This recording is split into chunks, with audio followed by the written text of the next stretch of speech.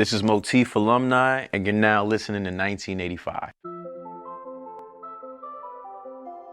Number one for sure is Mtume. Songs like Juicy Fruit, I'll Deliver, You, Me, Him, and Her.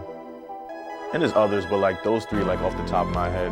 I love those records because the drums were simple, the melody was very simple, but the loop of things made it infectious and you didn't want to leave the world that it put you in. He found a way to do that in the most simplest way and not overthought, and he just made timeless music, and that's something that I look up to. Prince is another one. He was a great songwriter, producer, vocalist, musician.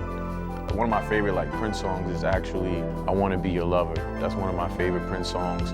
It actually has, in a weird way, it has this AOR feel, the way it bounces, but I think that's why I really like it. The simplicity of and also the balance of live instrumentation and synthesizers. I think Prince was someone who balanced that really well. And a lot of his music has that balance where it's just timeless and you can just find so many things to appreciate about it. So Prince, I Wanna Be Your Lover, one of my go-to joints for Prince, yeah, word. Kashif is one of those unsung producers, songwriters, vocalists, who was responsible for a lot of the 80s top lines, catchy lines that we still use now, to this day. So the way he put together melodies and chord progressions, I still incorporate into my own production and songwriting. Kashif is one of those guys that really shaped my sound, to be honest with you, because then I found out he did records like Love Come Down, Forever and Champagne.